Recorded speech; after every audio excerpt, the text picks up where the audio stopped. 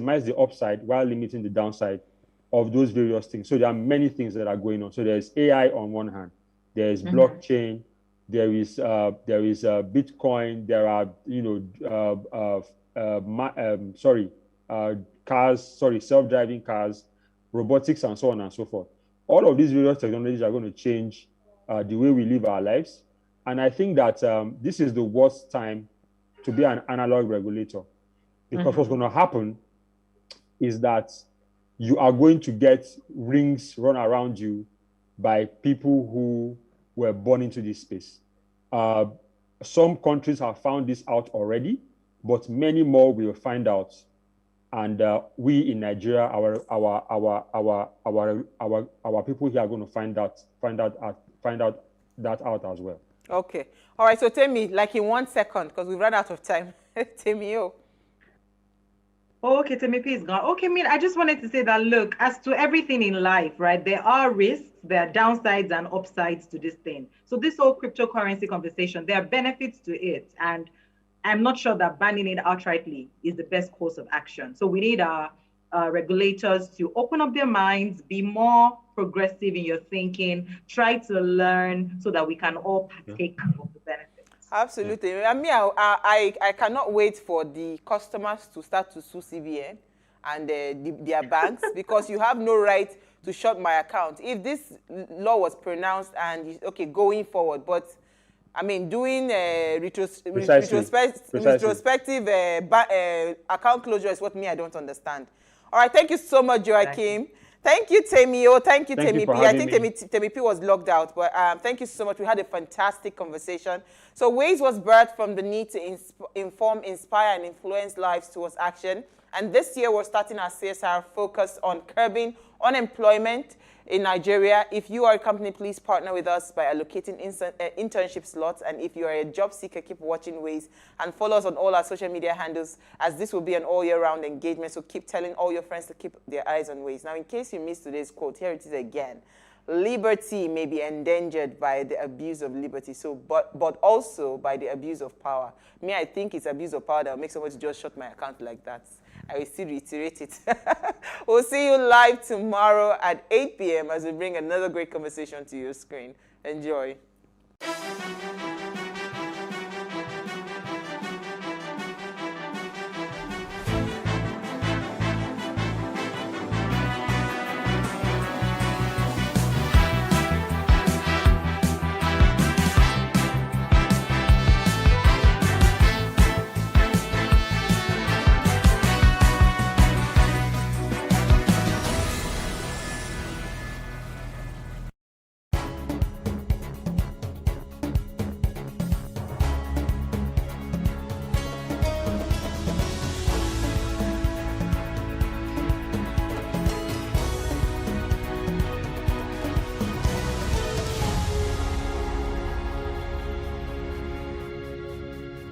Even if INEC opens their portal today for continuous registration, we'll rather complain than go to register. Yeah. If we go and know, are we going to change Africa? Because what did they do to make our lives better since then? Will inspire you. Inspire us to be like who? Like our Lord. Inspire you to know that once upon a time, some people also struggled. They don't even consider it that it's important to make the place conducive for people living with disabilities. More accessible. Because Nigeria has actually gone too far the other way to come back to look after the disabled. Somebody rigs the election and then he's, fraudulently sworn in. He goes for Thanksgiving. The rest of us will join, Your Excellency. Yeah. But the day he's removed, we say he was corrupt. Don't forget the political angle. You mean brown envelope will stop? No, brown envelope will, I don't want to say will not stop, but I've done hand like this, But quickly.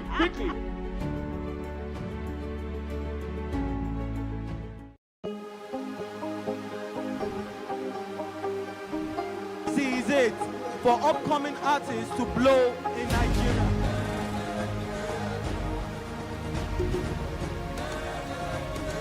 Welcome to Plus Trending. I am Bookie November, your host, saying thank you for joining us on today's episode. Welcome back. It's tea time on Plus TV Africa. Practice makes perfect. I'm not perfect yet, but I'm a lot better than I used to be. He's a king. He's entitled to marry 100 if he wants to.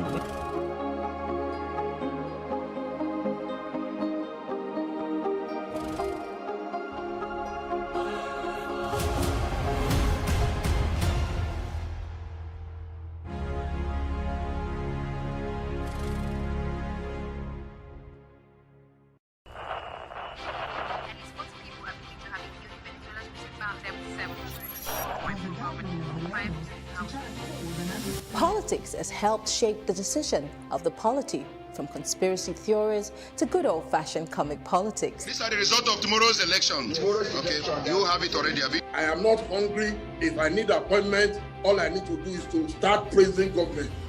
Plus, politics will fill the polls of the country, from friends to frenemies, even strange bedfellows, to clones and stooges. We go beyond the rhetorics and the drama to analyze the story behind the story. Let anybody come and say. The moment we stop having charlatans occupy political offices, we will curtail hate speech. Plus Politics, not just another political show. It's about putting you, the citizens, in the know.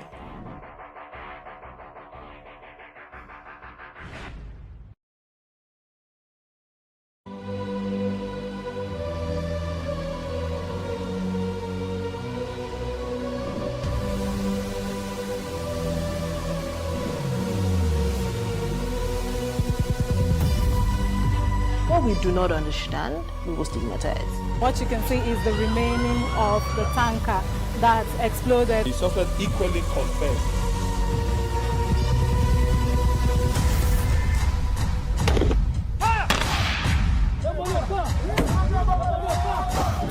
Now 500 naira they collect them. If you don't talk, then go beat you. Now 2,500 they pay.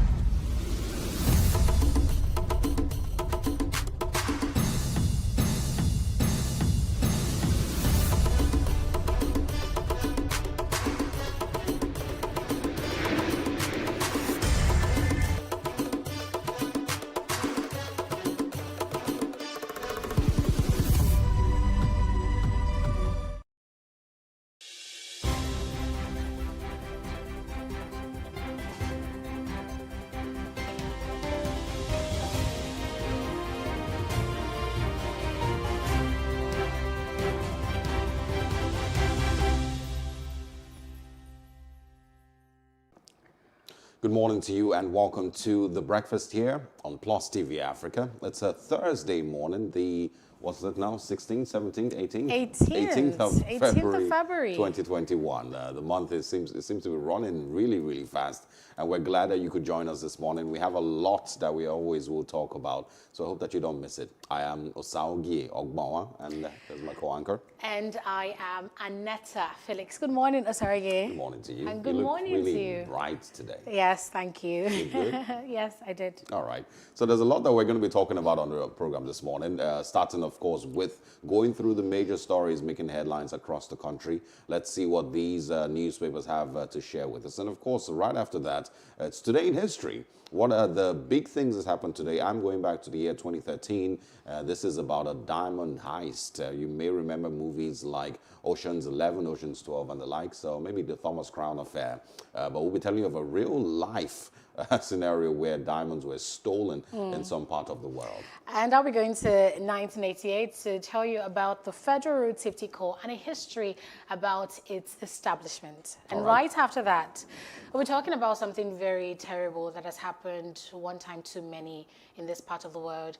It's an abduction, yet again, of schoolboys, students, in the Government Science College in Niger State in Kajara. So sad that one person has unfortunately lost his life, one of the students. We'll be speaking to a public affairs analyst about that story in just a minute. And of course, again, to find out when all this will end. There's a lot of details that we, of course, once again, we'll be talking about. We spoke about this when Kankara happened. In December, spoke about this when Dapchi happened. And so, this is going to be another conversation, once again, asking when will all this end? At what point will our, kids be safe in school in any part of the country? And really, has kidnapping become the new business in Nigeria with regards to insurgents and bandits, whatever name that they have been called? Also this morning, we, of course, will be talking about issues in the Southwest, defections mostly in the Southwest. Omishore and Benga Daniel The latest names, Femi Fani-Kayode was rumored to also be moving some time ago, but we will talk about that. And of course, is the Southwest now a one-party region? Defections. I remember speaking to leaders of Afenifere yesterday, talking about Lateef Jakundi and his life, as a leader. And they talked about how he showed exemplary leadership, stayed in one party throughout. He was very loyal. It was all about ideologies. And talking about how young politicians needed to emulate that and, have ideologies that they sell to the people, that they believe in, and stick to it, rather than jump from one party to another simply because of interests. But anyway. But I think it's also because we don't, I think the electorate don't question a lot, on the ideologies of political parties. They need to be educated. They don't question beyond the basics, of electricity and this and that. We don't have elections where candidates are asked about their views on women's rights. We don't ask about their views on the most, bizarre things, that are very, very important. And so that's why ideologies never stick. And a politician can move from a party this week to the next one and then return, 3 weeks later, simply because political parties are vehicles to, grab power somehow, some way. And it really just tells you that none of these people are, none of these people can really be trusted because they don't have an actual ideology with why they contest elections. Also this morning, sad story from South Africa, a Nigerian who lost his life a few days ago. His family, a brother rather, will be speaking with us this morning as they have petitioned and asked NIDCOM, the Nigerians in Diaspora Commission, to help seek justice for their brother who was, according to them, assassinated in South Africa. And so these are the major, very interesting topics that we have for you on The Breakfast today. Sit back, grab yourself a cup of coffee or some akara or some ewa or some pap. However you start your morning. Will be my favorite anyway. However you start your morning, and we'll be back after this short break.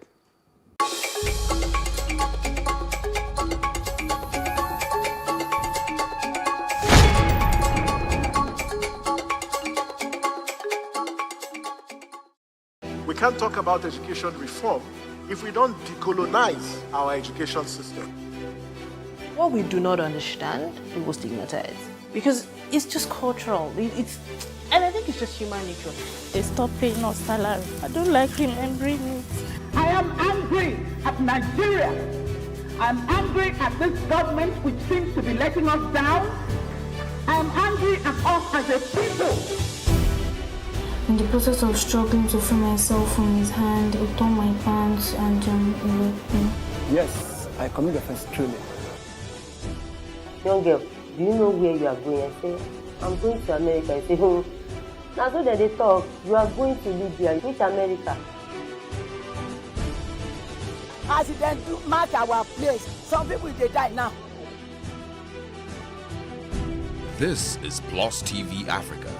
Big stories live here.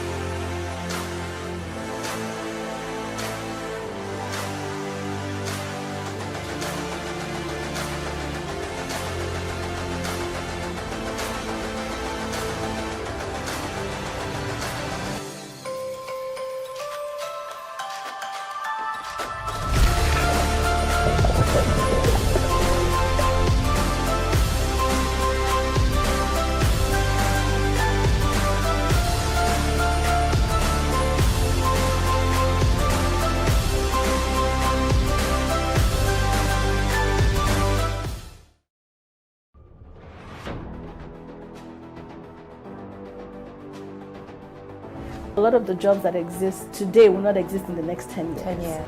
When I see people today shouting, we're not too young to run, we are ready to run. Ready to run to where? The people of excellence are, to a certain extent, being held ransom by idiots and bandits. Once you are in government, you believe everything you do is right. And once you are in opposition, everything the government does is wrong. And so it's time for us to take over power.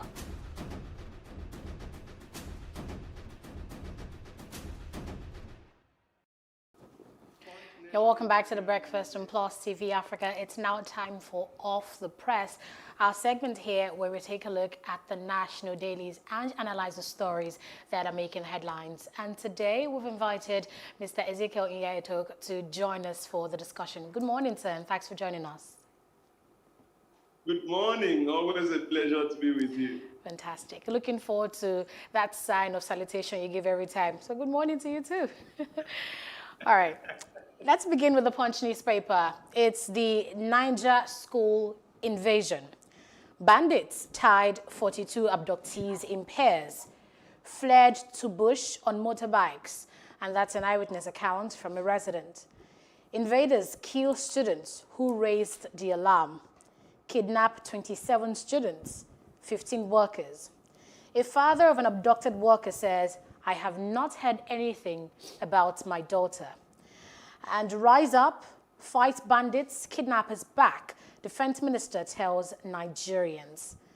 And on the top here of, still here on the Punch, we can see a picture of the government just below on the Punch, a picture of the signpost of the Government Science College in Niger State. It says Government Science College, Kajara, Niger State, after gunmen's abduction of 27 students and 15 workers.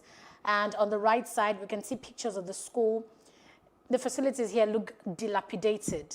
We can see here photos of a classroom with very poor facilities, just a desk, and a very, very bad roof right there. So sad. These are even the conditions that the students were learning in when they were It was already criminal for them to be in that kind of environment learning before they were kidnapped. True. And on the top page of the Punch newspaper here, we see this one, FG to borrow $1.2 billion for agric mechanization, others. Fuel price hike looms nationwide as marketers meet. 442 billion naira FG personnel cost for 2019 blocked from being stolen. That's according to the ICPC. It blocked 42 billion naira from being stolen. Use of cryptocurrencies a concern, says IMF. We'll need to read more of that on page 36 to get more insight on what the IMF is saying there. This one says, court convicts, discharges bedridden suspects for raping cousin. That's below there on the Punch newspaper. Power grid collapses, plunges Lagos, others into darkness. Islamic leaders, Ogun, traditionalists may clash over Oro curfew. Ondo wife kills husband over telephone to another woman. Aisha Buhari, birthday greetings absent as president's wife clocks 50. And this one here says, dismissed corp supplied 5 AK-47 rifles of a bank robbery suspect. So we see that years after, there's still an investigation into this, that popular of a bank robbery, and the suspect here giving a testimony saying a dismissed cop supplied 5 AK-47 rifles to the robbers. Mr. Nyaetok, let's begin with this big story here. It's an issue of national concern. Bandits tied 42 abductees in pairs, fled to bush on motorbikes. We've seen different reports, some saying 27 people were abducted, this one saying 42 abductees tied in pairs. But we still don't know just how many schoolboys were kidnapped. But we do know for sure that one boy who raised the alarm was unfortunately shot. It's not the first time we're seeing kidnappings like that. The first one we saw, I believe, was Chibok 2014, Dapchi, Kankara December 2020, and now Kajara 2021 February. What are your thoughts on this repeated abductions of our school children, especially in northern Nigeria? I hope I'll be articulate this morning, and I'll try very hard not to allow emotions or sentiments to becloud my presentation this morning. But I think that against what I may call the run of play, I think we Nigerians need to start asking ourselves some very hard questions. I think the time has come when we need to know that when you point one finger at someone, the other 4 fingers are pointing at you. I think that we Nigerians need to come to take full responsibility for the government that we have. And I want to call on people who have been blessed by God like myself, and these people include the likes of Dangote, the likes of Otedola, the likes of Atiku, the likes of Ashiwaju. These are people whom this country, for good or for bad, has helped them to be where they are. I think the time has come when we should search our conscience as to if we understand what government is all about. And the people that we put in government to superintend over the affairs of this country. I think that the man who blames the dog from, who expects the dog to meow or the cat to bark, the problem is not with the dog or with the cat, it is with the person. By the time you elect people into office, question number 1 is that what is the work they are supposed to do? And question number 2 is how competent are they to do the work? Number 2, we the elite, we should know what government is and what governance is. And if we understand that after God, the next most important institution globally is government, and then we toil and we monkey, as it were, with our governance, the selection process. Look at where we are today. Every day, insecurity is taking over this country. And I don't know if we appreciate the bigger picture of students being afraid to go to school, children being afraid to go to school. I'm not talking just insecurity generally. But do we really know the bigger picture? Are we so blind that we cannot see what waits tomorrow, where a father, out of love for the child, is afraid to send the child to school, where a child, out of fear of insecurity, is afraid to go to school? What nation are we going to have when education has become something that children don't look up to, even parents can no longer afford? This is what's bothering me. If it seems that these, repeated abductions would affect enrollment statistics in northern Nigeria, would you, be right to conclude that this might be an attack on education, since we've seen how banditry seem to be so anti-Western policies, including education? Would that be the main target of these operations? See, let me tell you something. I say it again. I'm no longer going to blame government. I'm not going to blame government because these people didn't get into governance to serve you. No, we collected their money. So it was an enterprise. It was a business. It was a transaction. Government has a lot of money, a lot of resources. So these people got in there, they paid us to go and make money. So all these things about insecurity, when it comes up, the solution is what can we buy? What can we buy? That is why the National Orientation Agency is moribund. That is why anything that does not bring money, contract, is not appealing to government, because chapter 2, section 14, subsection 2b, which states categorically, emphatically, that the security and welfare of the people shall be the primary purpose of government. This section means nothing to them. So many people in government don't even know that section. So it's about our future, it's about education. All right. A lot of people may not agree, that all Nigerians, because not every Nigerian was paid during the elections or sold their votes. There's still a lot of people who came out to vote, but unfortunately didn't get the candidates that they wanted or they would have preferred. We could also accept that we have issues with our electoral process, that still needs to be fixed to encourage more Nigerians. But that's a different conversation. Let's move to another paper. There's something on The Nation that I find pretty interesting that I think you would like to speak on. On The Nation this morning, it says, fresh mass abduction from school hostels sparks outrage. Also, inflation will increase production costs, says Manufacturers Association of Nigeria. And this is the one. Defense Minister, and that is Major General Magashi, to Nigerians, don't be cowards, confront bandits. Suspects admit killing 11 during a fire robbery. ICPC uncovers widespread budget fraud in agencies. Also, PDP governors fault centralization of community policing.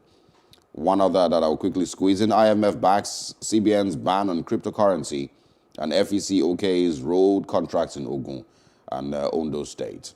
All right, so I want your view on the comments made by the Minister of Defense, saying that Nigerians should not just stand by and watch while bandits attack their communities. They should defend themselves and, according to the papers, not be cowards. So let's quickly speak on that. Okay, two things. If he was a Nigerian citizen like you and I would have applauded and said, it makes sense. It makes sense.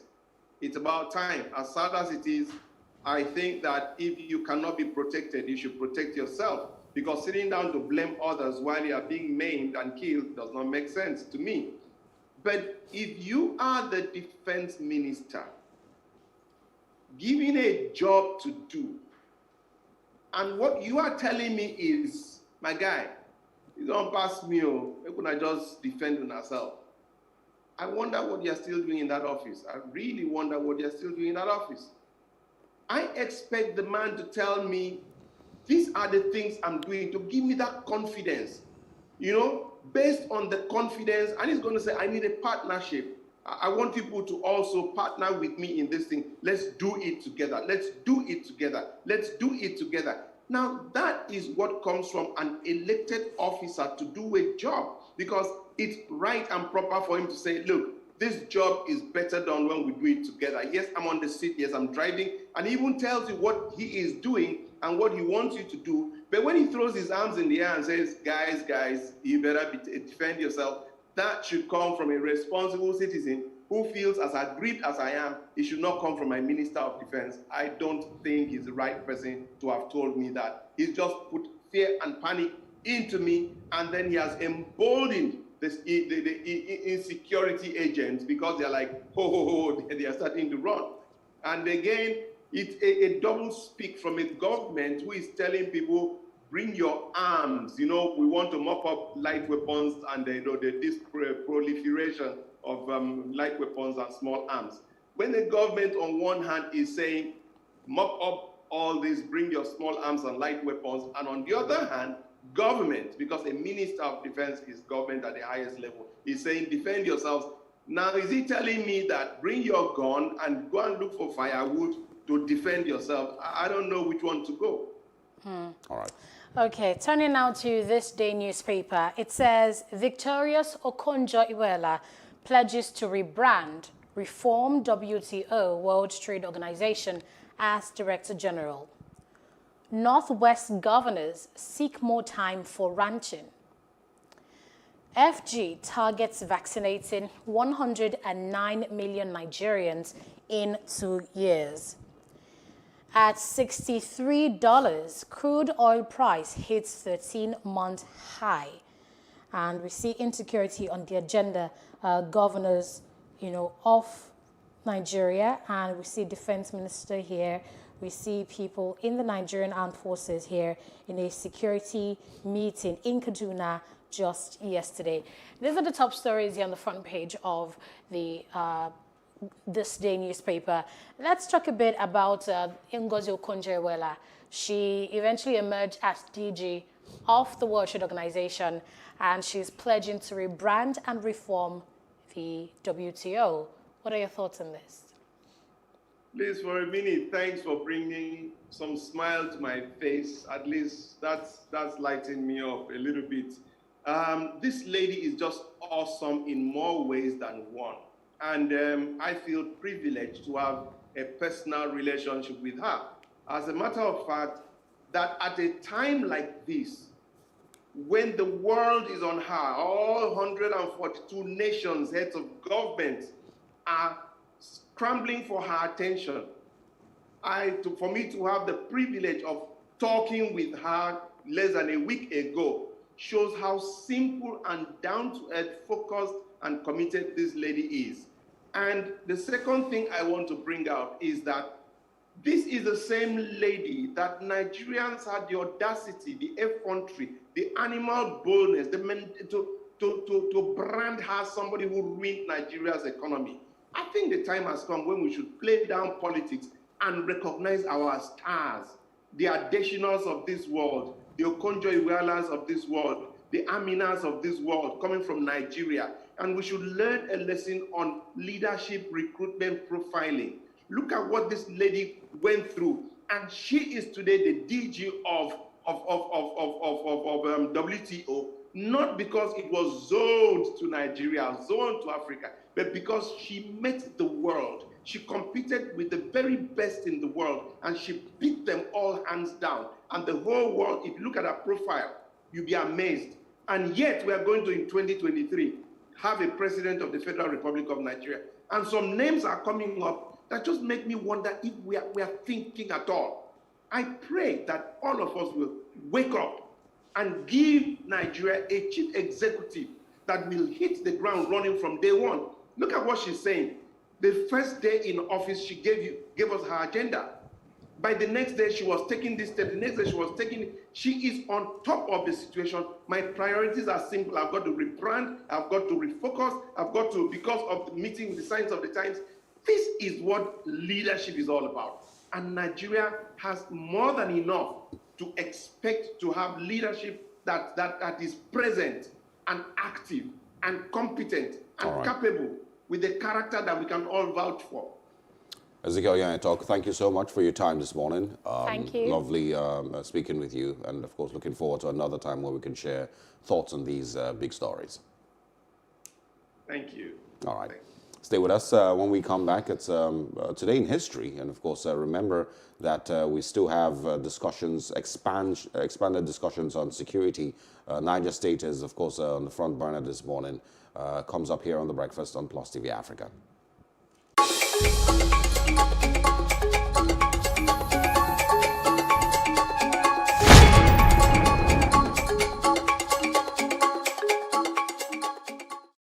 Even if INEC opens their portal today for continuous registration, we'll rather complain than go to register. If we go and know, are we going to change Africa? Because what did they do to make our lives better since then? Stories will inspire you. Inspire us to be like who? Like our Lord. Inspire you to know that once upon a time, some people also struggled.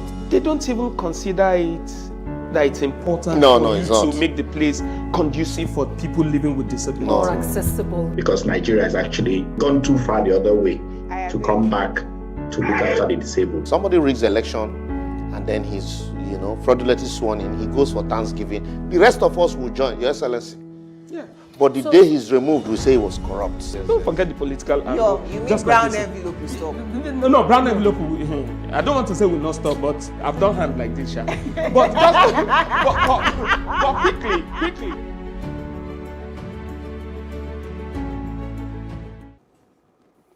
You're welcome back to The Breakfast. It's now time for Today in History, and we're going back to the year 1988.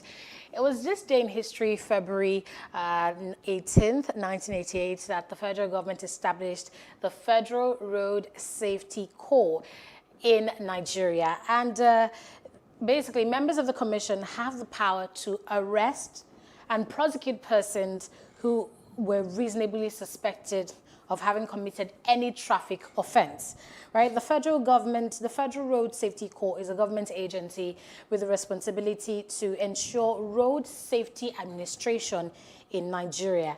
It operates in all states of the country, as well as the Federal Capital Territory, and is the leading agency in Nigeria on road safety administration and management. Some of their key functions include making the highways safe for motorists and other road users, to check roadworthiness of vehicles, to recommend works and infrastructure to prevent accidents on the highways, to educate motorists and members of the public on the importance of road discipline when using the highways. Now, before the Road Safety Commission was established, there was no concrete policy action to address, issues on Nigerian roads, and it was the first deliberate policy on road safety created in 1974 of the National Road Safety Commission by the then military government, and then eventually that was disbanded, and the Road Safety Federal Road Safety Corps was established in 1988. But basically, they tried to do a good job in ensuring that people obey traffic laws and accidents are minimized on our roads. And we eventually got into a conversation not long ago about arming road safety officials because they, of course, claimed that they were facing a lot of dangerous road users, and they needed to bear arms. Still, is something that comes up every now and then. Of course, Nigerians always kick against it. All right, I'm moving to 2013, and this is talking about a diamond heist. This happened in Brussels at the airport, where about $50 million worth of diamonds was stolen from an airplane. It says that 8 masked gunmen in 2 cars with the police markings stole $50 million worth of diamonds from the plane. It was, of course, heading to Switzerland. It was a Fokker 100 plane operated by Helvetic Airways right on the apron of the Brussels airport in Belgium. And it says that the whole of this heist was completed without any shot being fired, without anyone being hurt. It took all about 20 minutes for all of this to happen. These robbers basically hid in a construction site right next to the airport and got into, of course, the runway through a hole that they had created in the wall. Approached the airplane with their 2 vehicles, a Mercedes and an Audi. Both of them were black, and of course they had police lights on the 2 vehicles, so they looked like they were police officers. They were dressed as police officers. They drove straight to the airplane where the diamonds were being transported from one place to the other, and stopped the plane, stopped the pilot, stopped the staff there, and then loaded all of them into their vehicles and left, all in 20 minutes. The passengers on the plane didn't even know that there was a robbery going on till after the robbery was completed, and then they were asked to disembark the plane. Of course, these guys all got away, but later on, about 30 people were arrested. 18 of them, I think, were eventually sent home because they weren't found guilty or anything. And then the other 19 were held for further investigation. What was the man's name? There's a man, I'm trying to find his name now. Yes, a man called Pascal Pont. He was a Swiss real estate agent, was eventually found to be culpable of this robbery. He was the one who was given a sack of diamonds, and then he, at some point, was also trying to store some of these things in some other country, in Cyprus, I believe. Investigations continued, and of course, his phone conversations, his interactions with one of the people who was also guilty of the robbery, put all of them together, and then he was the one sentenced to jail for 5 years, sometime in 2019. Wow, yes. Incredible. But it was a pretty smooth, robbery, and I think the mistakes that they made really were after the robbery had happened. The police then had said that it was one of the most properly planned robberies that they had ever seen. Yeah, well executed. 20 properly minutes. executed, but the challenge that they had was after the robbery, trying to sell off these diamonds, trying to store them in different countries, and that's where they started to make mistakes. But $50 million worth of diamonds, yes, that is a lot. I mean, there's no way you'd have been able to move all that without attracting attention. It was they so probably much, didn't plan after the robbery, well enough. But some of the thing that I read, if you look at the Wikipedia story from this, is after they loaded these bags into their vehicles and drove off, some of the diamonds fell. And so that, for me, was the part that concerns me, because I'm thinking that if I was a staff at the airport, you would have stolen it. No, I'll return it to the police. Really? Osauge. I really doubt that. But anyway, let's now turn to factual issues now. It's the big story here in Nigeria. It's security, the Kagara abduction of about over 20 schoolboys in Niger State. We're discussing with a public affairs expert after this break.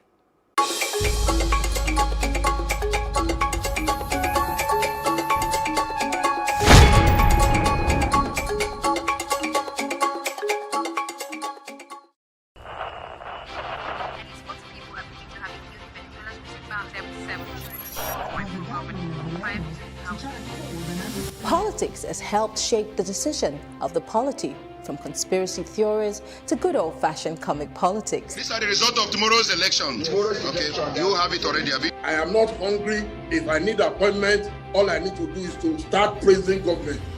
Plus, politics will fill the polls of the country, from friends to frenemies, even strange bedfellows, to clones and stooges. We go beyond the rhetorics and the drama to analyze the story behind the story. Let anybody come and say. The moment we stop having charlatans occupy political offices, we will curtail hate speech. Plus politics, not just another political show. It's about putting you, the citizens, in the know.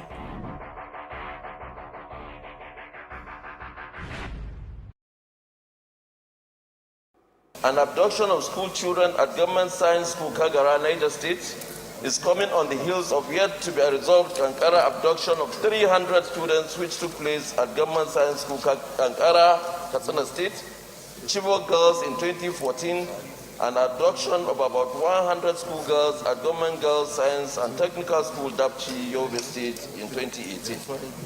And concerned that, like the other incidents of school children abduction that took place in Chibok and Dapchi several years back, if no immediate action is taken to rescue Kagara school students, their fate may be sealed in the hands of terrorists.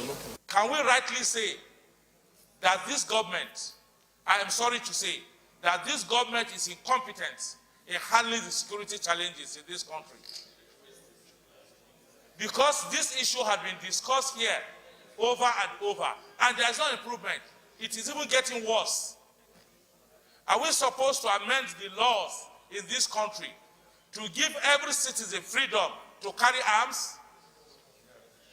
What else are we going to do? Are we going to amend the Nigerian Constitution to give more powers to the governors, who are the chief security officers of their various states? Because our government at the center is showing incompetence in handling security challenges. Let each one of us here imagine that it is his son or his daughter that has been kidnapped. Niger State is next to the FCT. If we believe we are comfortable in the FCT, we should begin to understand if they are in Niger State, they are as well in the FCT. And the forest, which these people use as their hideout, is like a kind of stretch of areas. There is a continuum of forest from the FCT into Niger State, through Shiroro local government, into Rafi local government, and into Mariga local government to Zamfara. These things are known, and I think it is time for our security agents to double their efforts so that our citizens can at least have some peace. I believe that there is need for something new, a different initiative, on especially how to protect our schools. And let me be a little bit clear about the incidents of abducting students from schools. Almost all the incidents, and with incidents like this, we will be reversing all the gains that were made in convincing parents and what doesn't seem to be ending. So let's get your reaction. Nigeria not to be able to go to places and invest. It is very, very clear. And it is very clear that this insecurity has generally destroyed everything about our economic growth in particular. Because when you talk about insecurity, you're basically talking about absence of controls.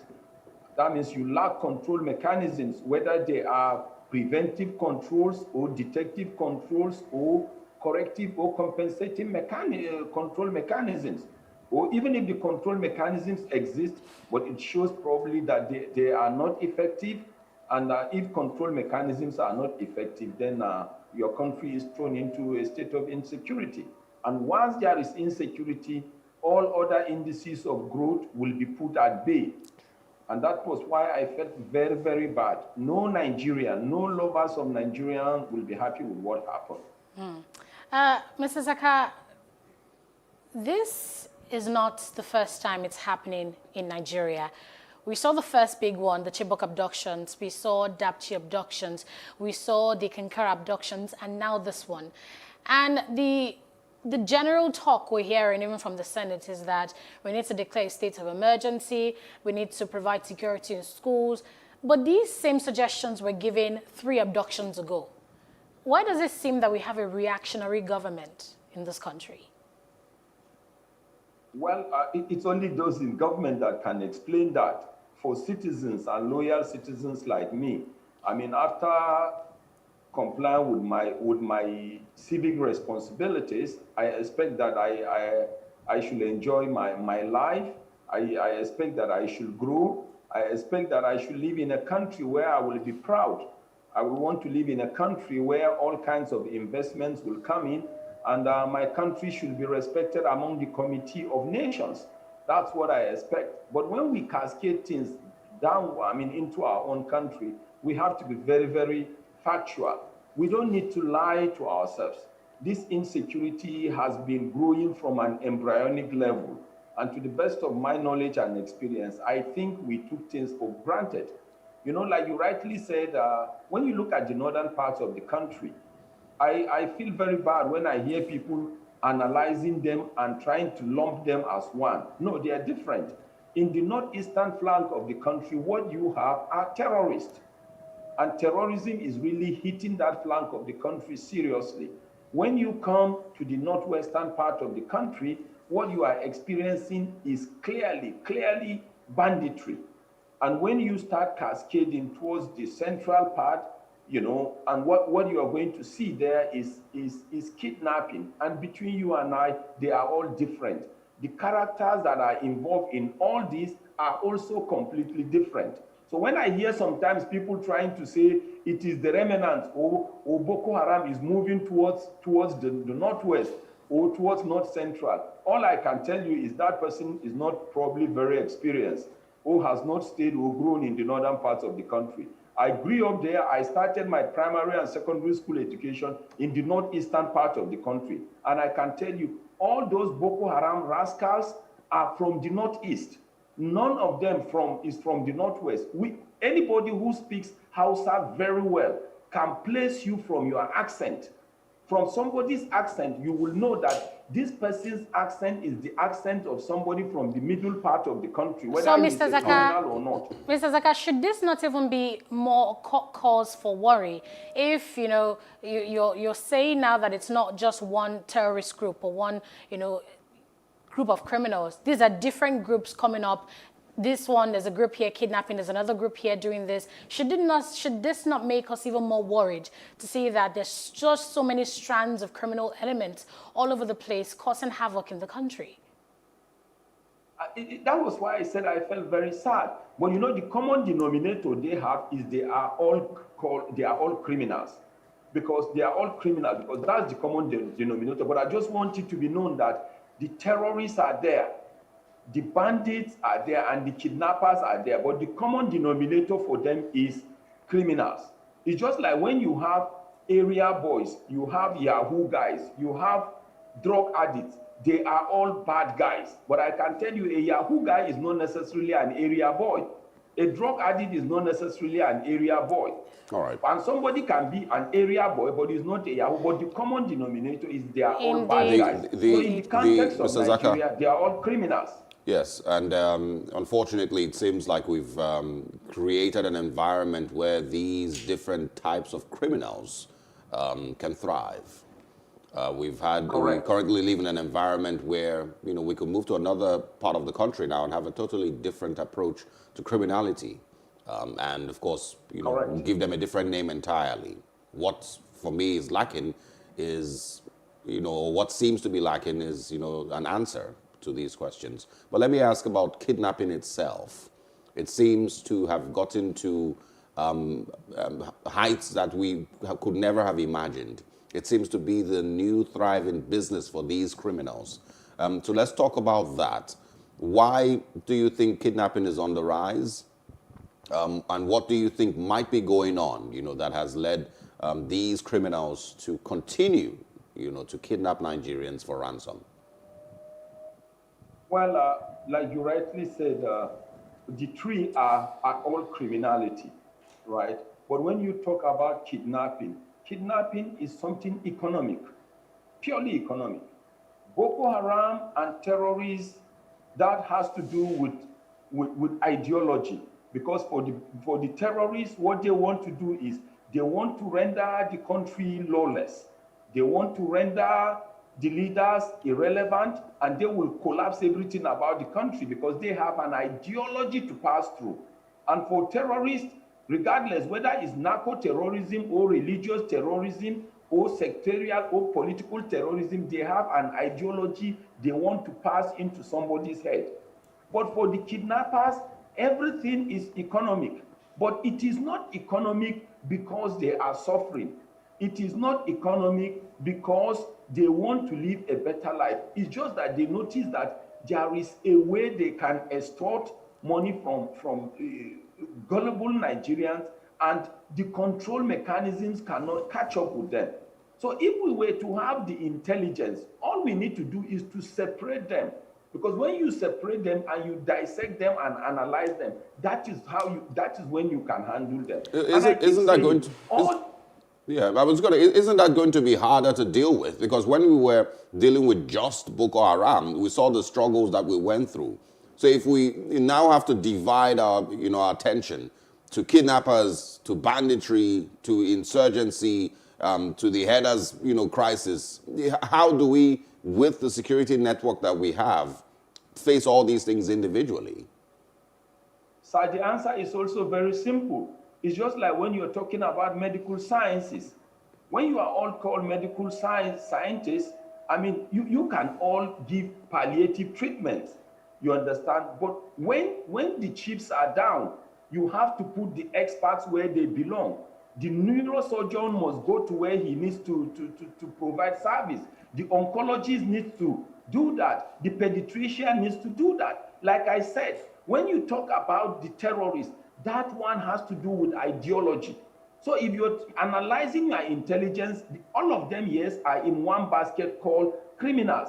But then who are those who will deal with those that have ideology, rascality? That's how you attack. Then for those who are kidnapping for ransom, those kind of people, you need to get experts in that. So and when you talk about experts, they are also the same. But when the chips are down, you have to be separated into a specialty. Like now, everybody will say we have Nigerian army. But I can tell you in the Nigerian army, you have some people who are just purely into intelligence. You have some who are infantry soldiers. You have some who are just in charge of logistics.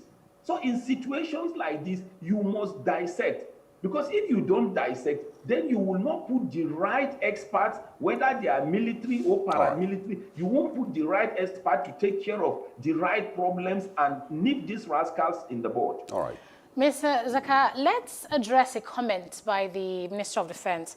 He came out to say that Nigerians should not be cowards, that we should stand our ground and defend ourselves. I don't know what you think. I think there's a clip. We have a clip for that. So we're going to play that clip for you, and then we'll come back, right after that. So just hold on. Is it the responsibility of the military alone? It's the responsibility of everybody to keep alert and find safety when necessary. But we shouldn't be cowards. At times, the banditry will only come with about 3 rounds of ammunition. When they fire shot, everybody runs. In our younger days, we stand to fight any aggression coming to us. I don't know why people are running away from mano, thing like that. They should stand and let this Let these people know that even the villagers, they have the competence and capability to defend themselves. But our own duty is to ensure no Nigerian is hurt, and we're capable of protecting the integrity of this nation. And we will continue to do it, even though we are so straight.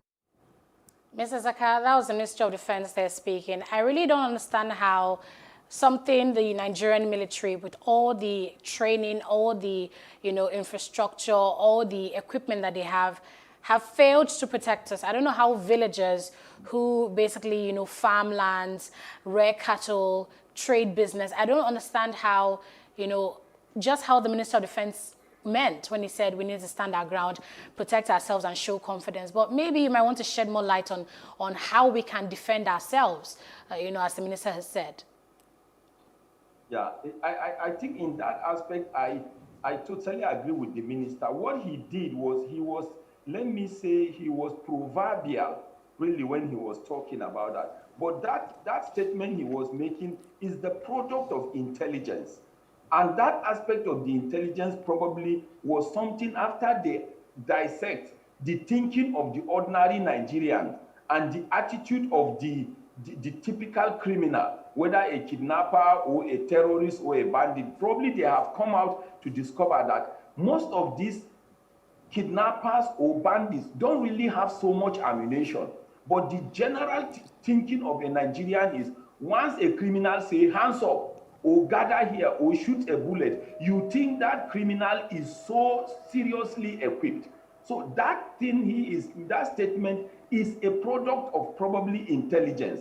But still, at the end of the day, we ordinary Nigerians don't carry arms.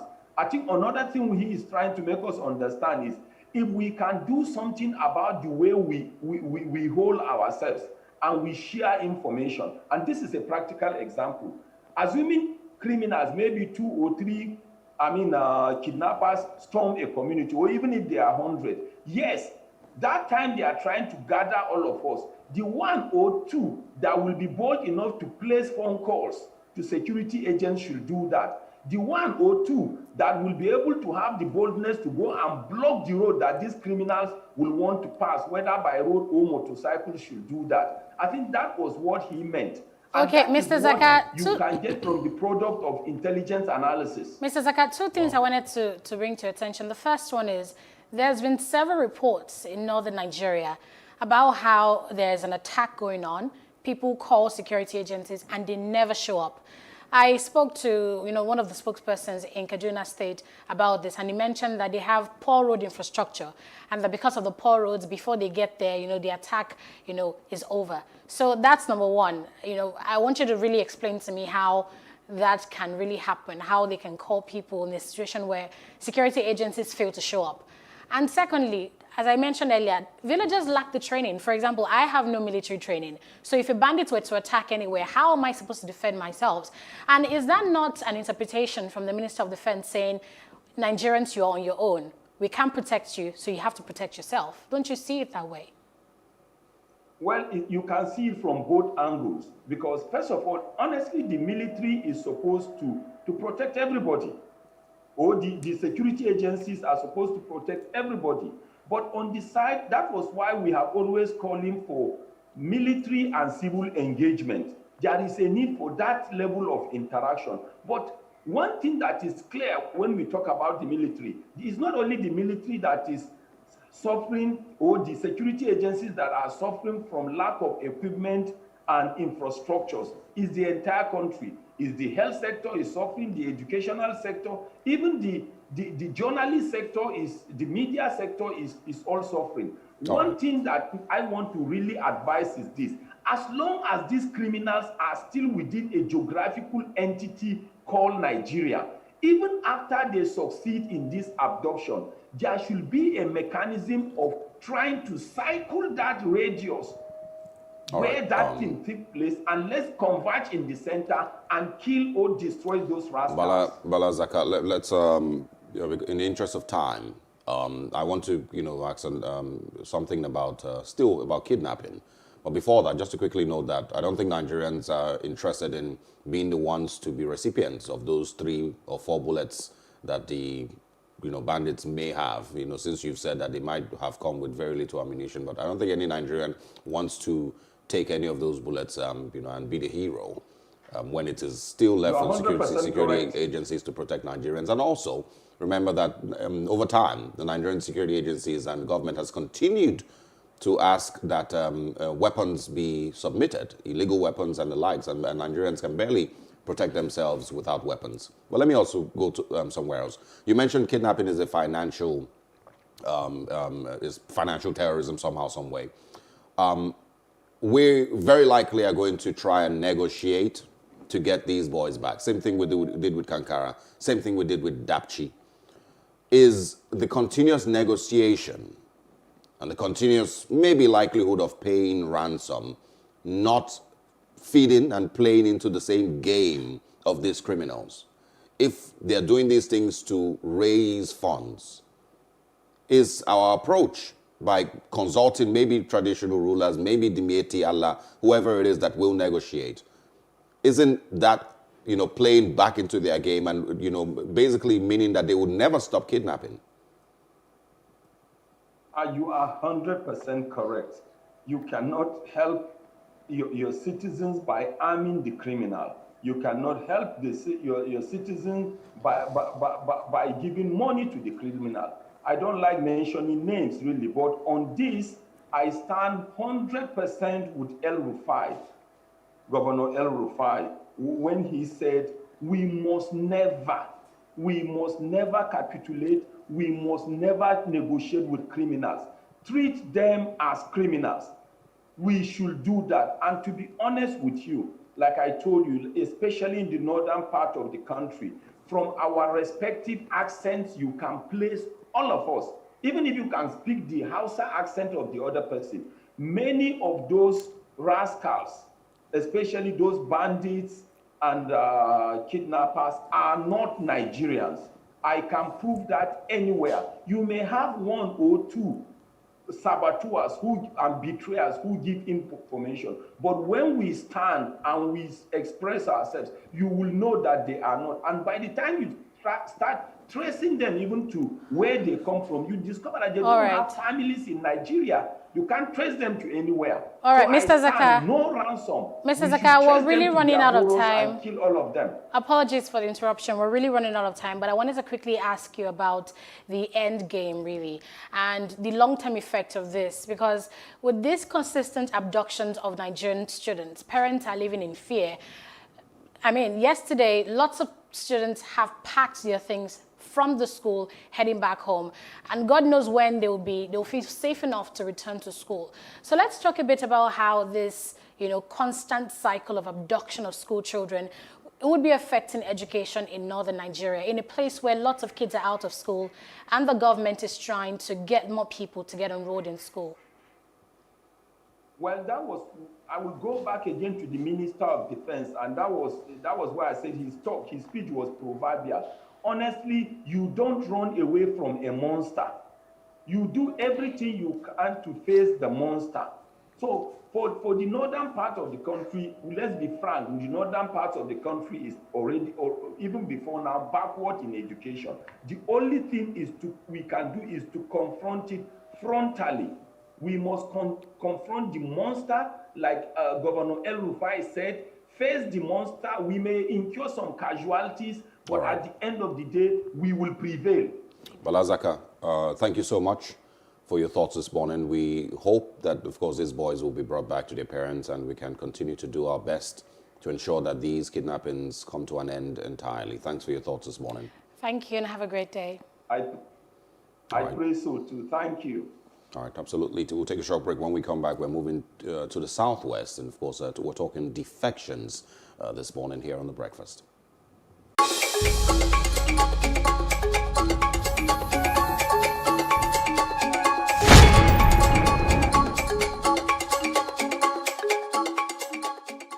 From From Ultima, the studios that brought you Who Wants to Be a Millionaire and Project Fame West Africa, comes the world's #1 business reality show, Lion's Den, also known as Dragon's Den UK and Shark Tank USA. Aspiring entrepreneurs across Nigeria, here's your chance to pitch your business or idea to 5 Nigerian investors who are in search of businesses that are investment ready. Bring them on. Win them over with your pitch, and they will invest in your business and partner with you to make your dreams come true. But the question is, have you got what it takes to survive in the Lion's Den? To apply for Lion's Den, have an existing EcoBank account or open a new EcoBank account with a 10,000 naira deposit and visit www.ultima.ng/lionsden to fill out an application form. Applications close on the 28th of February 2021. Lion's Den is proudly sponsored by EcoBank and Chapel Hill Denham in association with Bank of Industry and Development Bank of Nigeria, with the LIRS as strategic partners.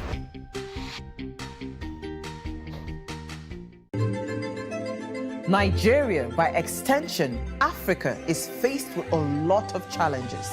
The growing youth population with little engagement, that is a ticking time bomb. We are a blessed people with diverse culture and highly cerebral minds who have a lot to say. And yes, we are talking. It is important we drive the right conversation that informs, inspires, influences thought and action. If we say there's beauty in our diversity, then let us embrace our diverse culture.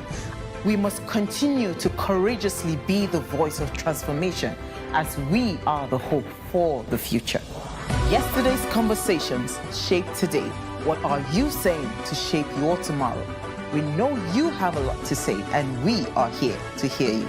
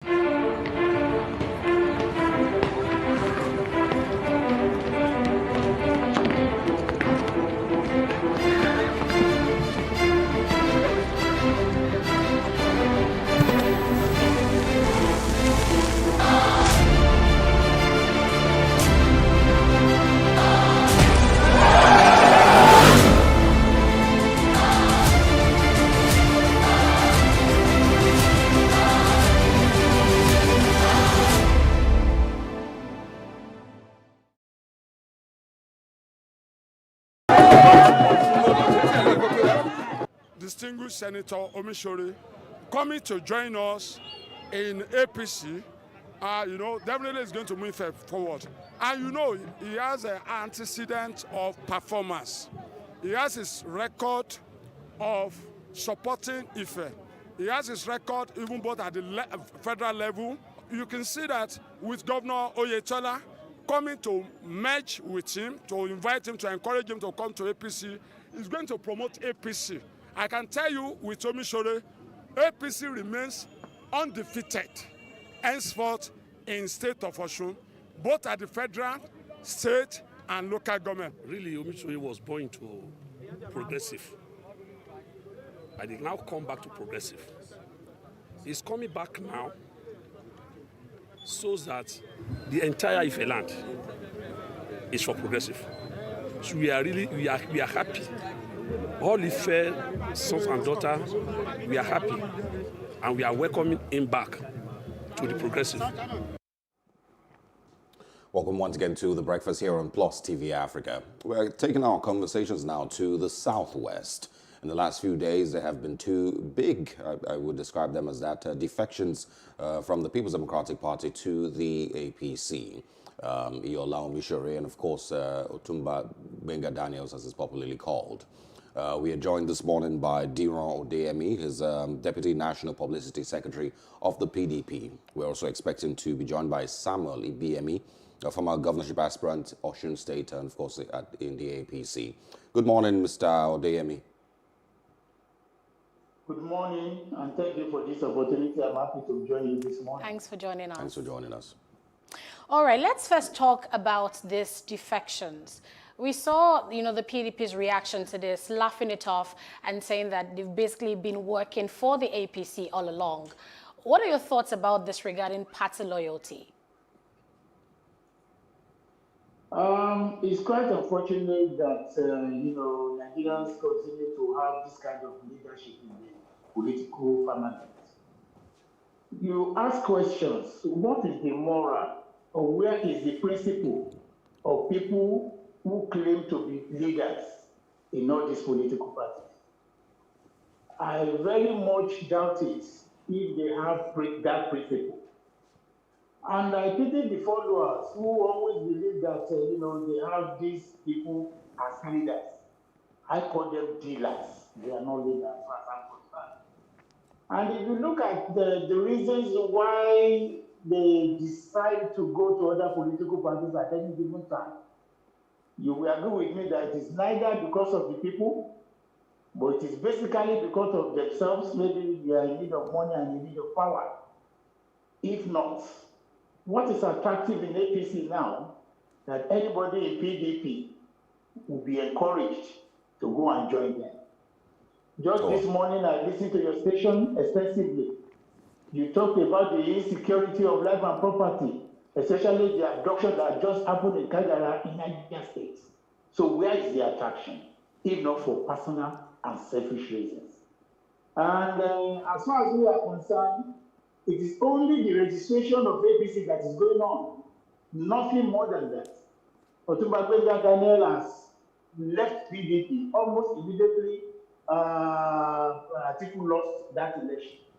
And then Yola Omishore in Osun State, you will recall, joined APC right at the election during the rerun, even though we don't see him as a big fish. Because we don't see him, we don't believe we have lost anything. Because as far as we are concerned in Ile-Ife today, Otumba Omishore is nobody, he's not in control of anything. Look at it this way. The Ife-Ijesha senatorial district, where he comes from, is under the PDP. PDP presented Francis Adeniyi, and he is the sitting senator today. In Ile-Ife, where Otumba Omishore comes from, we have the PDP won the rep there, where Big Boy Dinoso is the federal rep. So what is the sense of Otumba Omishore? People like us, like Professor Walola, people of Fashion and all of us, we were his strength. But now that he has left, PDP, I can assure you that he has killed himself. All right.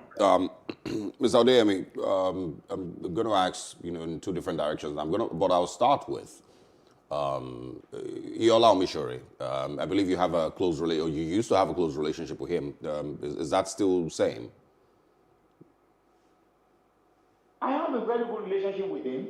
Okay. He was a year my senior in secondary school. That's to tell you that we know ourselves. Okay. I was his spokesman when he was contesting the election in 2014 and several years. Okay. We are very close. I know him is a very smart politician, and I can speak a lot about him. But what I'm saying is, if you decide to join people who label you as a killer, if you decide to join people who does not see you as having any political virtue, and you think they can trust you there, I think he got it wrong. Well, because I don't know what is going to be you also, Mr. Odeyemi, just to quickly mention that you also just described him as having very little political value. So it's not just the APC now who's seeing Iola Omishore that way. You also just did so. And of course, looking back at the history that you both have, right from even in 2014. But I want to, I want you to speak on, the comments about the 2023 general elections. People are saying that all these defections are geared towards the 2023 elections, and it's likely that there might be a particular Southwest political leader that might be pulling forces together to support him in 2023. Do you think that that is likely what is going on? Not at all. I don't believe it has anything to do with 2023 Southwest presidential candidature. No, I don't believe it. They are going there because they are in need of either money and power. And I can assure you that I can predict it. Wait till that 2023. You will see that all these people coming from PDP who are defecting to APC now are not likely to support anybody presented from the Yoruba Southwest. Mark my word for it. So they are not going there with any principle. They are not going there because of their hard morals. They are going there because of their personal requests or demands that they want from the present government. So it has nothing to do with 2023. Politicians don't do things because of others. They do it because of themselves. And that's what it's playing out. All right, so I'm aware we now have the former governorship aspirant of APC, Osun State, Mr. Samuel Ibiemi. Good morning, sir, and thanks for joining us. Yeah, good morning. Okay, so we've been speaking about these defections from the PDP to the APC, and your colleague here, Mr. Adiro Oyeyemi, just mentioned a point that I wanted to ask him, but I want to bring you in first, because he just mentioned something about the APC. He said people defecting to the APC are not going there for any principles, but they're going there for money and power. Do you agree with him? Good morning once again. I'm sorry that I did not join the last time. We're talking about PDP or APC in Osun State, in state of Osun. I can tell you that, as you all know, PDP, they don't have anything to offer. And if you look at state of Osun today, you will see that for any reasonable any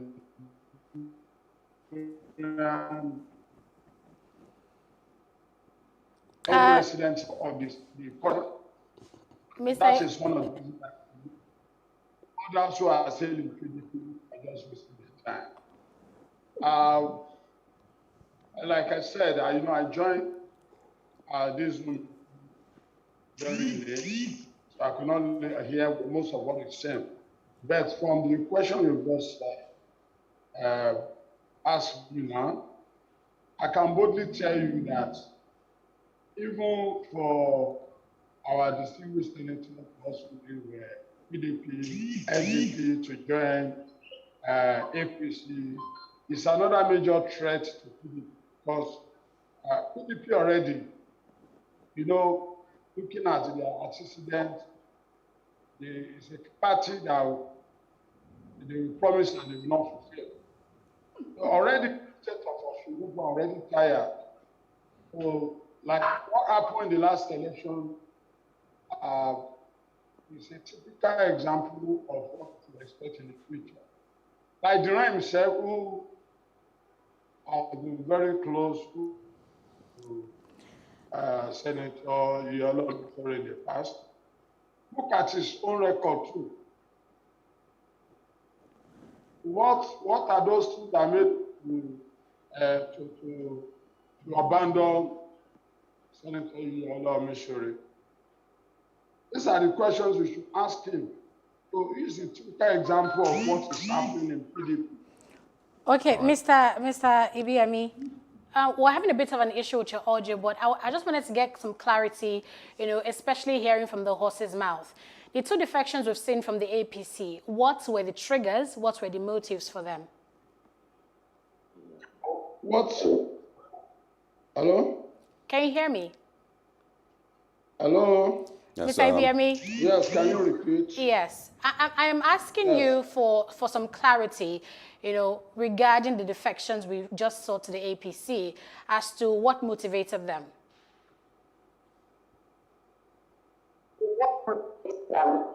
Well, a lot of things made Senator Yolo Mishori to join APC. Number one is the fact that APC is a party of progress. It's a party where you have your voice. if it's not a party where 2 or 3 people will just gather, regardless of the opinion, that that you will not be concerned. And if you look at the position of our party from time being, you see that it's a party that is looking at the welfare of people. And Omishore has been somebody, as I know him right from the time when I was in the university, the man who cares for his sense of welfare. So if you are not in a party whereby only few will just decide for the entire state. All right, let's bring in Mr. Nigeria. Mr. Ibe, I mean, we're trying to, we just hope that we're able to, get your full attention for this interview for just the next few minutes. But let's bring in Mr. Odeyemi now. We've heard what your colleague just said, and disputing your words that they've joined for money and power. But I wanted to throw you back to the PDP now. What are the ideologies of this party? Thank you very much. It's quite unfortunate, or it's illogical when you blame PDP for a misrule in court for 16 years. And you wonder the actors in PDP that got PDP to be labeled incapable of ruling this country. If these actors are now shifting base from PDP to APC, and immediately they join, they now become the saints, then you ask the question, what kind of democracy are we practicing in Nigeria?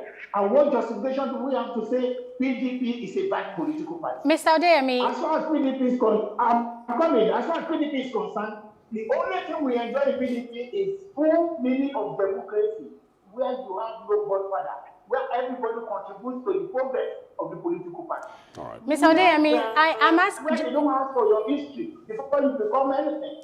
So PDP is for the people. It's for the progress and emancipation of people. PDP has no manifesto that puts smiles on the faces of the people. All right, Mr. Odeyemi. Dear Odeyemi, I want to, of course, still focus on the PDP. Do these defections, I know you initially had described Iola Omisore as not having a lot of political relevance, but do these defections show the death of the PDP in the Southwest? We currently maybe just have Governor Seyi Makinde of Oyo State still in the PDP. There were rumors of Femi Fani-Kayode also, former minister, likely defecting. That was a rumor. I'm not sure how true how that would play out.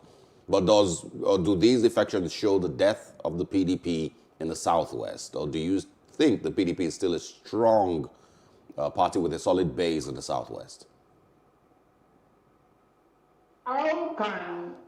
Now, let me correct one thing. Femi Fani-Kayode is not going to defect. Take that from me this morning. And I am happy he has not said it. Having a meeting with friends in other political device does not translate to jumping ship. That I want to put. And regarding when that Daniel and Omisore you are talking about, you're only celebrating them because there's nothing new about them. They have left the party almost how many years ago. So it does not signify that PDP is no longer existing in Southwest. We are existing, we are solid, and by the special grace of God, we are going to win more governors in the Southwest. So we are solid, we are not afraid. And just like I said, what you are celebrating today is not new. It's just being thrown up because of the fact that they just registered officially for APC. All right. Okay. So we are stable. We are in control. All right. So this question is going to go both ways. I'm going to start this one with Samuel Ibiemi, former governorship aspirant, Osun State APC. I want you to respond to the possibilities of infighting in the APC, seeing the history of these persons, and I'm going to be referring to people like Ibikunle Amosun, who over time has not been very, very close with Benga Daniel. Dapo Abiodun also, comes into the picture here. with all of this. So what are your thoughts on the possibilities of infighting in the APC in the Southwest, seeing the past relationship between, these persons, including the national leader of the party, Bola Ahmed Tinubu?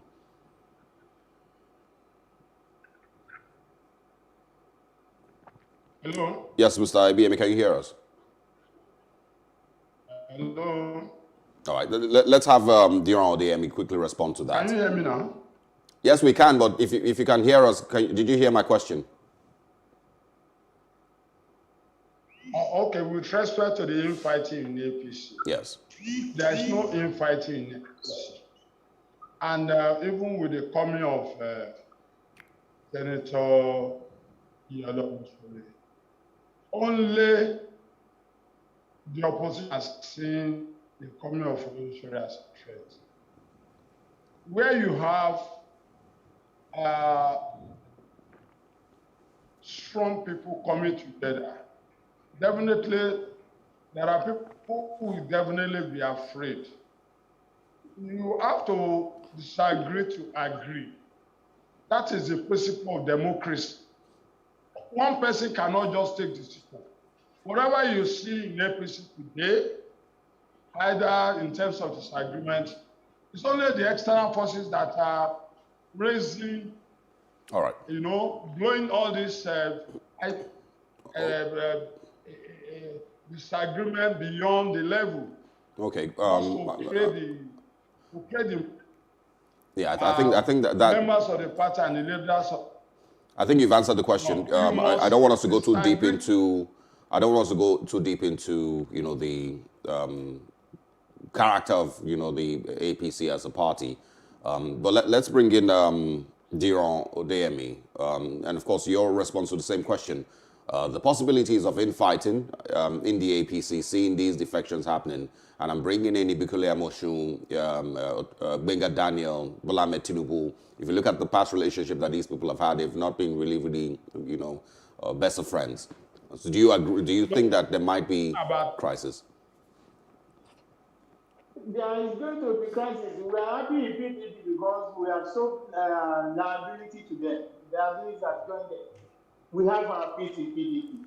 I don't see them working together. And just like I said at the beginning, are you now going to say that the likes of Bola Tinubu, the likes of Shibisi Akande, who are leaders in the APC, will accept that now that Olusore no longer treats Bola again? Are you saying that they are going to trust him to such an extent that we now give him a position in APC? Of course, the infighting has just begun. This is just the beginning of many things that is going to happen in APC. So, as far as I'm concerned, I remain resolute on my stand that they are political liability, and it's good that they have left PDP, and we see what will come of PDP and APC in 2023. All right. Thank you very much, Mr. Diron Odeyemi, the Deputy National Publicity Secretary of the People's Democratic Party, PDP. And also thanks to you too, Mr. Samuel Ibiyemi, a former governorship aspirant of Osun APC. We appreciate your time and thoughts on the breakfast. Thank you very much for the opportunity. Okay, so we're now looking at something else. It's an issue of an alleged murder or assassination of a Nigerian in South Africa. We've had cases like this for far too long, and right now we're having a public outcry. NIDCOM is involved, and we have the brother of the deceased on the line waiting for us to get into this conversation right after this break. Do stay with us.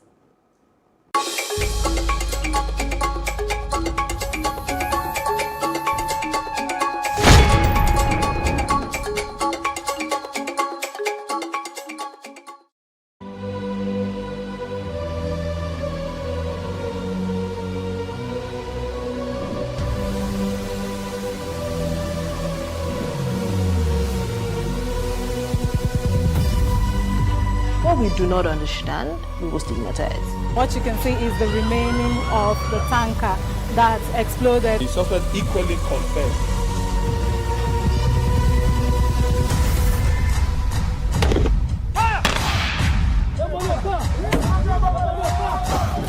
A 500 naira they collect am. If you no talk, dem go beat you. Na 2,500 they pay.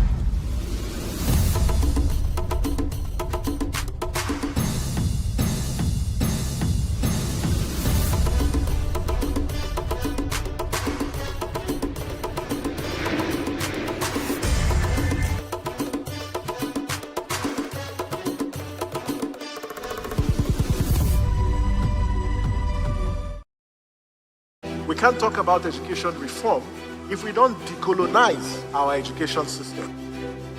What we do not understand, we will stigmatize. Because it's just cultural. And I think it's just human nature. They stop paying us salary. I don't like remembering it. I am angry at Nigeria. I'm angry at this government which seems to be letting us down. I'm angry at us as a people. In the process of struggling to free myself from his hand, he tore my pants and he raped me. Yes, I commit offense truly.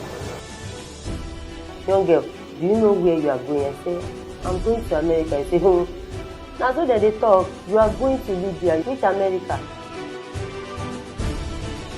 Accident do mark our place. Some people they die now. This is Plus TV Africa. Big stories live here.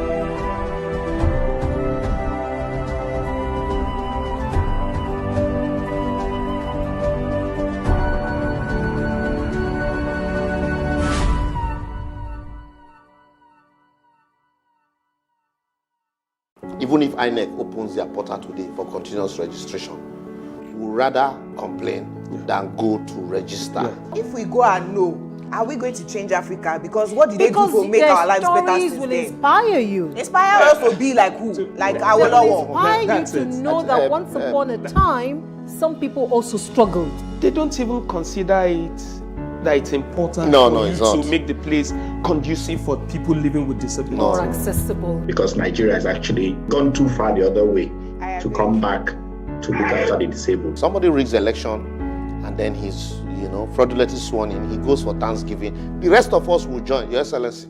Yeah. But the day he's removed, we say he was corrupt. Don't forget the political angle. You mean brown envelope will stop? No, brown envelope will, I don't want to say will not stop, but I've done hand like this, Sha. But quickly.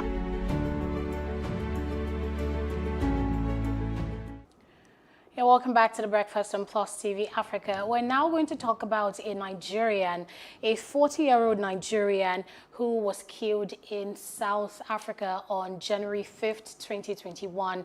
We have a member of his family, his brother. His name is Tunde Abudu, and also we have the head of media and communications at NIDCOM, that's the Nigerian Diaspora Commission, Abdurrahman Balogu, to discuss this issue with us. Good morning, Mr. Balogu and Mr. Abudu. Good morning to you. Okay, let's begin with you. Good morning. Yes, we can hear you. Thank you. Let's begin with you, Mr. Abudu. Tell us a bit about your brother and how you heard about the news that he had been allegedly murdered in South Africa in January. Yeah, good morning once again. My brother is, like you have rightly said, his name is Abudu Adedayo Temitope. He lives in South Africa, Johannesburg. He's 40 years old. He's a graduate of computer science from the Lagos State Polytechnic. He's been there for 3 years now. He works with a private security company. The news came to me on the 5th of January at about 7:30 Nigerian time. A friend called me to tell me, have I heard what happened? I said, no, it's not. I mean, it's not possible because I spoke to him a day before then. So I put a call through to his number. Nobody picked up. Then I persistently kept calling until a friend of his picked the call, and he confirmed my fears that my brother had been shot. He was involved in a shooting incident and he'd been rushed to the hospital and was confirmed dead. All right. So since that incident was confirmed, what steps did you take leading up to the petition written to NIDCOM to get involved in seeking justice for your brother? It was a bit was taken aback, really, because someone you had just spoken to a day before, and he was healthy, lively, up and going. We had to make sure he was buried according to Islamic rites, being a Muslim. I got in touch with my brothers. We got in touch with a few of his friends that we had their numbers. He told us the police had taken the body, that they had to carry out some investigation before they released the body the next morning. We had to make sure, we contacted the Muslim community that we could get in touch with, so that the rituals given to a dead body could be performed on him before he was buried. He was taken to an Islamic, to a Muslim center somewhere in Johannesburg. I can't put my finger on the name now. Then we watched the video where the janaza was performed on him till the time he was taken to the burial ground when he was buried. Then I kept talking to the friends, or we kept talking to the friends that witnessed the incident. I must give kudos to some of his friends, to a lot of his friends that are in South Africa. They came together to put funds together to do the needful. We didn't have to spend much, but we had to be with them on video calls, and made several calls. I had to reach out to some friends that are in Durban, the Amir of the Muslim community. I can't remember the Malam's name now. So we make sure it was buried according to Islamic rite. Thereafter, we kept on making inquiries. They told us the police came, they had investigated, the coroner confirmed that bullets were removed from his chest, that they even found cartridges at the point of, 2 cartridges, meaning 2 bullets were shot from whatever gun or whatever firearms were used in carrying out the assassination. So that's true. That's to confirm that he was actually killed by those 2 bullets. Okay. Then we Can I continue? Sorry, Tunde, in the interest of time. So we spoke yesterday evening, and so great speaking with you again. I know it's a difficult time for you and your family. But I'm going to bring you back to talk about the eyewitness reports, what you can hear from the people on ground, from his friends, that could be the likely cause of his killing. But before that, let's bring in Abdurrahman Balogun. You're with NIDCOM. Tunde, of course, had clarified yesterday that NIDCOM had been contacted to encourage proper investigation into the death of Temitope. So, Mr. Balogun, good morning. Thanks for joining us once again. Good morning. All right, brilliant. So now let's just bring you in here to share what NIDCOM has so far been able to do. Have there been any steps taken by NIDCOM to ensure that the killer is found and justice, of course, goes to the Abudu family? Well, thank you again for having me. I sincerely want to extend our condolences to the family of Abudu for this sad incident. We pray unto Almighty Allah to forgive the sins of the departed and reward him with Al-Jannah.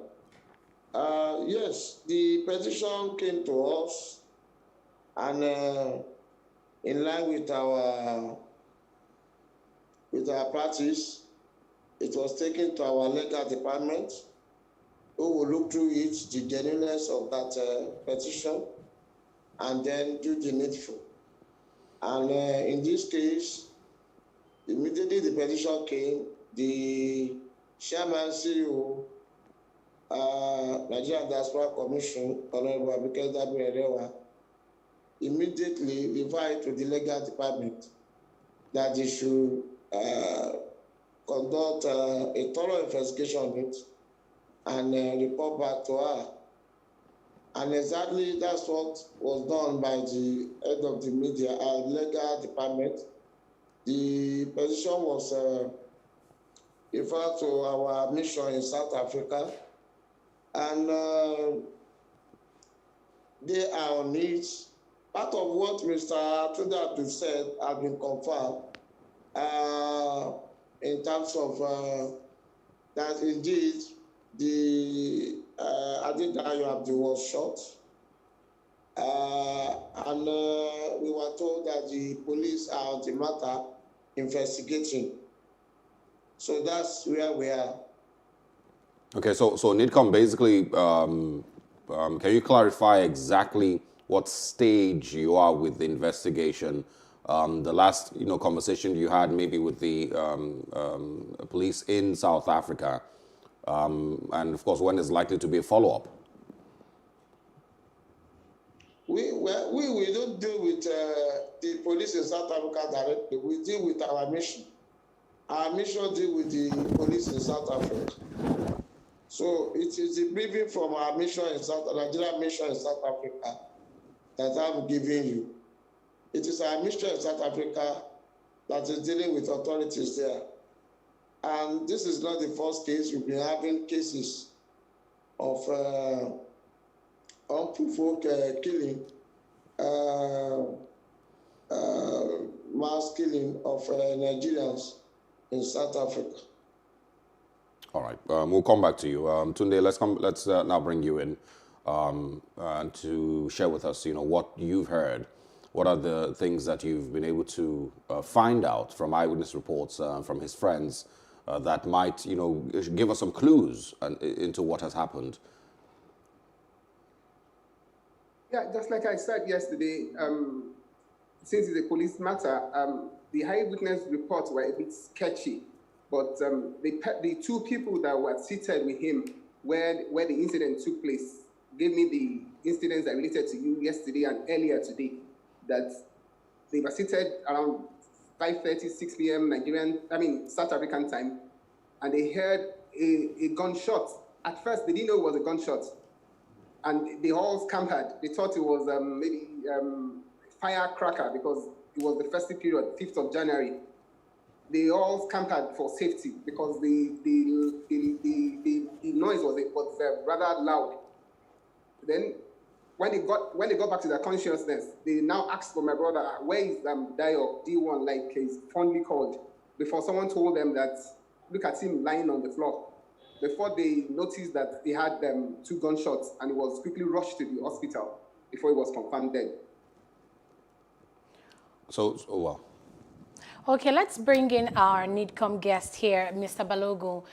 This is not the first time we're hearing cases of assassination of Nigerians in South Africa. Can you give us an idea of how bad the statistics are, with NIDCOM, the figures we have of Nigerians that have been murdered in South Africa, and the general response, what NIDCOM has been able to do to ensure prosecution of those cases and justice for the families? Thank you very much. Prior to 2020, we've recorded close to 116 cases of Nigerians being killed in one way or the other in South Africa. And this is excluding the xenophobic attacks, isn't it? You said? I said the figure you gave me is excluding the xenophobic attacks. These are individual murder cases, are they? Yes. The xenophobic attack, there are two times we had the xenophobic attack, but the one of 2019, was massive. You can recollect that Nigerian government had to evacuate some of our citizens back home then in 2019. It was that bad. We have so many cases, just